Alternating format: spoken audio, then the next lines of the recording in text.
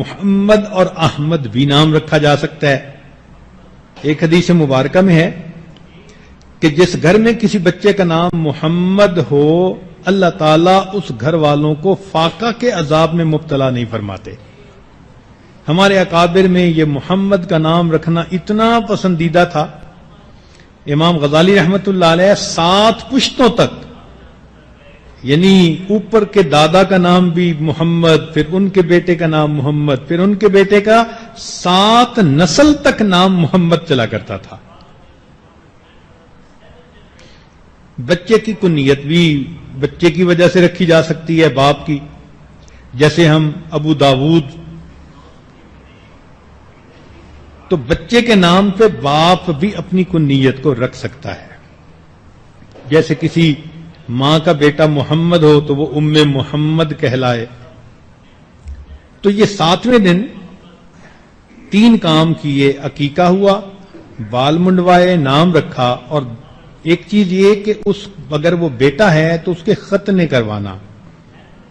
حدیث مبارکہ میں ہے کہ چند چیزیں فطرت میں ہیں، کلی کرنا، ناک میں پانی ڈالنا، مونچھیں کٹوانا، مسواک کرنا، ناخن کٹوانا، بغل کے بال صاف کرنا، زیر ناف بال صاف کرنا، اور لڑکوں کا ختنہ کروانا۔ ایک حدیث مبارک میں ہے کہ 4 چیزیں سنن المرسلین ہیں، یعنی تمام رسولوں کی سنت ہے، کامن سنت ہے۔ ان میں سے ایک خوشبو لگانا، دوسرا مسواک کرنا، تیسرا ختنہ کرانا، اور چوتھا نکاح کرنا۔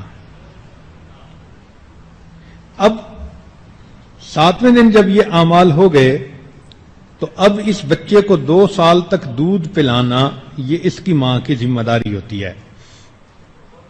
ماں کا دودھ بچے کے لیے انتہائی ضروری ہوتا ہے۔ اس کی اہمیت کا اندازہ اس سے لگائیے کہ نبی علیہ الصلوۃ والسلام کے پاس ایک عورت آئی جو زنا کی مرتکب ہوئی تھی، اس کا بچہ ہوا، اس نے نبی علیہ السلام کے سامنے اقرار کیا کہ میں اس گناہ کی مرتکب ہوئی، تو نبی علیہ الصلوۃ والسلام نے حد کا جاری کرنا اس کو مؤخر فرمایا۔ اس کو کہا کہ جاؤ اور بچے کو دودھ پلاؤ۔ جب 2 سال اس نے دودھ پلایا اور واپس آئی تو بچے کے ہاتھ میں روٹی کا ٹکڑا تھا، تب نبی علیہ الصلوۃ والسلام نے حد جاری فرمایا۔ یعنی بچے کو دودھ پلانا اتنا اہم کام ہے کہ اللہ کا حکم ہے حد جاری کرنا، اس کو بھی اس کی خاطر 2 سال مؤخر کر دیا گیا۔ آج کل کی نوجوان بچیاں بچوں کو دودھ پلانے سے گھبراتی ہیں، حالانکہ اس میں بچے کا بھی فائدہ اور ماں کا بھی فائدہ۔ بچے کا فائدہ تو یہ کہ ماں کا دودھ بچے کے جسم کی ریکوائرمنٹس کے بالکل مطابق ہوتا ہے، اس کی نیوٹریشن بچے کی ضرورت کے بالکل مطابق ہوتی ہے۔ اس بچے کو اگر گائے کا دودھ پلا دو تو پیٹ خراب، بھینس کا پلا دو تو اور زیادہ خراب۔ لوگ بکری کا دودھ پتلا کر کے پلاتے ہیں، لیکن سب سے بہترین تو یہ کہ اس کو ماں دودھ پلائے۔ پھر اس دودھ کی خوبی یہ ہوتی ہے کہ ماں کا دودھ نہ گرم ہوتا ہے نہ بہت یخ ٹھنڈا ہوتا ہے، ایک نارمل ٹیمپریچر۔ اور اللہ کی شان دیکھو کہ ہر وقت بچے کو دستیاب، پہاڑ پہ ہے اگر کوئی ماں تو وہاں بچے کے لیے دودھ موجود، زمین کی پستیوں میں ہے تو وہاں دودھ موجود۔ جو بچیاں اپنے اولاد کو ڈبوں کے دودھ پلاتی ہیں، کئی مرتبہ دیکھا گھر میں پریشان بیٹھی ہوتی ہیں، جی ڈبے کا دودھ ملتا نہیں، بچہ رو رہا ہے۔ تو بھائی اللہ نے بچے کے لیے جو ایک طریقہ کار بنایا تھا اسی پر ہی عمل کر لیتے۔ بچے کے تو یہ فائدے ہوئے، اور ماں کا فائدہ یہ کہ جو عورتیں اپنے بچوں کو دودھ پلاتی ہیں ڈاکٹروں کے مطابق ان کو چھاتی کا کینسر نہیں ہوتا، اور دوسری بات کہ وہ موٹاپے سے محفوظ رہتی ہیں۔ لہذا جو عورتیں اپنے بچوں کو دودھ پلائیں گی، کیونکہ ولادت کے بعد عورت کے جو ہے نا جسم کے اندر موٹاپا حاصل کرنے کا رجحان بڑھ جاتا ہے. تو اگر وہ اپنے بچے کو دودھ پلائے تو جسم کا موٹاپا اس سے ختم ہو جاتا ہے. اور ایک سب سے اعلیٰ چیز کہ دودھ پلانے سے بچے کے دل میں ماں کی محبت پیدا ہوتی ہے اور ماں کے دل میں اولاد کی محبت پیدا ہوتی ہے. یہ ڈبوں کے دودھ سے چیز نہیں ملتی. اکبر الہ آبادی نے یہی تو کہا تھا کہ بچے میں ماں باپ کے اتوار کی بو کیسے آئے، انہوں نے تو ڈبوں کا دودھ پیا ہوا ہے. تو ماں کا دودھ پینے سے بچے کے دل میں ماں کی محبت اور ماں کے دل میں بچے کی محبت، یہ محبت کا رشتہ بہت محبوب ہے. اس لیے شریعت نے کہا کہ ماں اپنی اولاد کو 2 سال تک دودھ پلائے. یہاں پر ایک نقطہ اور سمجھ لیں کہ پرورش کا حق شریعت نے ماں کو دیا اور ولایت کا حق شریعت نے باپ کو دیا.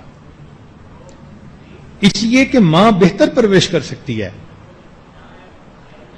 ہاں جب بچہ بڑا ہو جائے تو اس کی تعلیم، اس کی تربیت، اس کی زندگی میں اس کو سیٹ کرنا یہ ولی کا کام ہوتا ہے، تو یہ باپ بہتر کر سکتا ہے.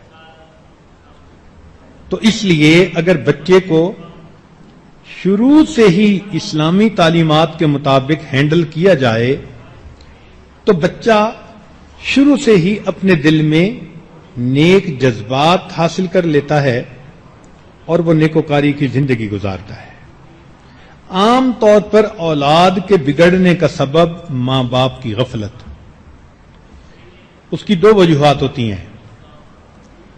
یا تو ماں باپ نے غفلت کی وجہ سے بچے کو وقت نہیں دیا ہوتا، یا پھر ماں باپ کو پتہ ہی نہیں ہوتا کہ بچے کی تربیت کرنی کیسے ہے. آج کل ہمارے ماحول میں یہ بنیادی ریزن ہے کہ بچیاں ماں بن جاتی ہیں مگر ان کو یہ پتہ نہیں ہوتا کہ ماں کی ذمہ داری کیا ہوتی ہے. وہ اپنے عقل کے مطابق، تجربے کے مطابق، سنی سنائی باتوں کے مطابق اس بچے کو ہینڈل کر رہی ہوتی ہیں. تو جو تو سمجھدار ہوئیں، بردبار طبیعت والی ہوئیں، انہوں نے بچوں کو ذرا اچھی پرورش دے دی، اور جس کے طبیعت میں غصہ زیادہ ہے اس نے بات بات پہ بچے کو جھڑکی دی، کوسنے دیے، بد دعائیں دی، بنانے کی بجائے اپنی اولاد کو الٹا بگاڑ دیا. تو اس لیے اولاد کی تربیت کا یہ مضمون ہر عورت کے لیے پڑھنا، سیکھنا ضروری ہے اور اس کی اہمیت کا جاننا ضروری ہے. لا الہ الا اللہ، لا الہ الا اللہ، لا الہ الا اللہ، لا الہ الا اللہ، لا الہ الا اللہ، لا الہ الا اللہ، لا الہ الا اللہ.